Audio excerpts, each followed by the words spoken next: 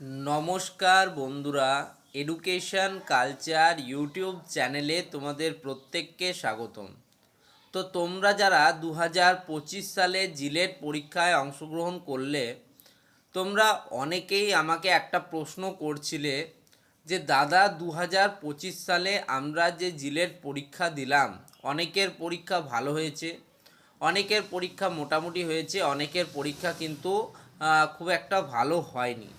তো এই যে 2025 সালে জিলেট পরীক্ষার যে র্যাঙ্ক, সেই র্যাঙ্কটা কোন কোন বিষয়ের উপর নির্ভর করবে।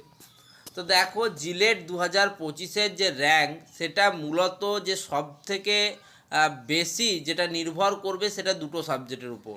আমি একদম স্পষ্টভাবে বলে দিচ্ছি তোমাদের। সেই দুটো সাবজেক্টের একটা সাবজেক্ট হচ্ছে তোমাদের ম্যাথামেটিক্স, এবং দ্বিতীয় সাবজেক্ট হচ্ছে তোমাদের FEEE বা fundamentals of electrical and electronics engineering. যদি লাস্ট আমরা কিছু বছরের ট্রেন্ড দেখি, তাহলে কেমিস্ট্রির যে লেভেল এবছর অর্থাৎ 2025 সালে কেমিস্ট্রি সাবজেক্টটির যে লেভেল ছিল, সেটা মোটামুটি মডারেট টু কিছু কিছু প্রশ্ন কিন্তু টাফ লেভেলের ছিল। যদি ফিজিক্সের কথা বলি, ফিজিক্স প্রত্যেক বছরই প্রায় একই ধাঁচার হয়, তবে এবছর সেই তুলনায় একটু ইজি ছিল। মানে প্রত্যেক লাস্ট যদি আমরা 3-4 বছরের কথা বলি, সেই তুলনায় কিন্তু কিছুটা হলেও কিন্তু ইজি পেপার ছিল এবছর ফিজিক্সের। এবার আসি ম্যাথসের ক্ষেত্রে। ম্যাথসের পেপারটাকে আমি কিন্তু টাফ বলবো, কারণ একটা নির্দিষ্ট বিষয়ের উপর কিন্তু অনেক প্রশ্ন এসছে। যেমন সার্কেলের উপর বেশ কয়েকটা প্রশ্ন কিন্তু তারা করেছে। এবার যে সমস্ত স্টুডেন্টরা ম্যাথে 15 থেকে 16, 17 মার্কস কিন্তু স্কোর করছো, তোমরা যদি নিজেরা দেখতে পাচ্ছ, তাহলে সেই সমস্ত স্টুডেন্টের টপ র্যাঙ্ক করার একটা চূড়ান্ত সম্ভাবনা আছে।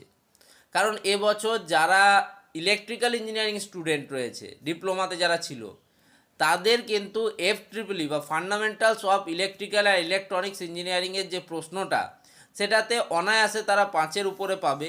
কিছু কিছু স্টুডেন্ট 8 পর্যন্ত কিন্তু পেতে পারে। মানে যে ছিল, অন্যান্য বছর আমরা দেখি যে FEEE বা ফান্ডামেন্টালস অফ ইলেকট্রিক্যাল বা ইলেকট্রনিক্স ইঞ্জিনিয়ারিংয়ের যে প্রশ্নগুলো থাকে, সেগুলো ক্যালকুলেটিভ ইন নেচার হয়ে থাকে। কিন্তু এবছর পুরোপুরি থিওরি থেকে প্রশ্ন দিয়েছে। যেমন সিমস টেকনোলজির প্রশ্নটা বললাম, যেমন কোন মেশিনের এফিসিয়েন্সি সবথেকে বেশি, এই প্রশ্নটা বললাম। ট্রান্সফরমারের প্রাইমারি কারেন্ট বার করা, যেগুলো অলরেডি আমি তোমাদের সলিউশনগুলো করিয়ে দিয়েছি। তো সেইখান থেকেও কিন্তু আমার মনে হয়েছে যে প্রশ্নের লেভেল কিন্তু সহজ হয়েছে। ফলে ধরো একজন স্টুডেন্ট যে ম্যাথে পাচ্ছে 16 এবং FEEতে পাচ্ছে 6 বা 8, সেক্ষেত্রে কিন্তু সে 24 পর্যন্ত মার্কস স্কোর করে নিচ্ছে। তারপরে কিন্তু ফিজিক্স কেমিস্ট্রি রয়েছে। ফলে সেক্ষেত্রে একজন স্টুডেন্টের টপ 200, টপ 100, টপ 50 বা টপ 10-এ আসার একটা চূড়ান্ত সম্ভাবনা তৈরি হচ্ছে।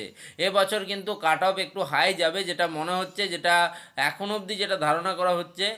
তবে আশা করব তোমরা প্রত্যেকেই কলেজ পাও। তোমরা তোমাদের পছন্দের কলেজ পেলেই তোমরা সবথেকে বেশি খুশি হবে, এবং আমরাও খুশি হব, আমিও খুশি হব।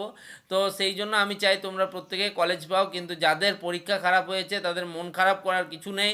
এটা জীবনের একটা পার্ট, শুধুমাত্র একটা পরীক্ষা, ঠিক আছে? এটাকে নিয়ে ভাবার কিছু নেই। নেক্সট ইয়ার আবার দিতে পারবে। প্রাইভেট কলেজেও তোমার চান্স রয়েছে, পরে তুমি কিন্তু আবার এক্সামিনেশন দিয়ে সফল হতে পারবে। ফলে এটাকেই লাস্ট এক্সামিনেশন ভেবে নিয়ে নিজের গ্রোথটাকে স্লো করে দিও না, নিজেকে ডিমোটিভেট করো না। তোমরা আবার এগিয়ে যেতে হবে, আবার নতুন একটা পরীক্ষার জন্য, আবার একটা নতুন লাইফের জন্য তোমাদের রেডি হতে হবে। যাদের পরীক্ষা ভালো হয়েছে, যারা খুব ভালো র্যাঙ্ক করবে, তারা হয়তো সাময়িকভাবে অনেকটা তোমার থেকে এগিয়ে যাবে, কিন্তু ভবিষ্যতে কী হতে চলেছে কেউ বলতে পারে না।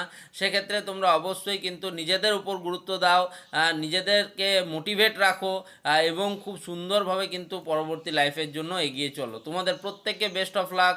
ধন্যবাদ।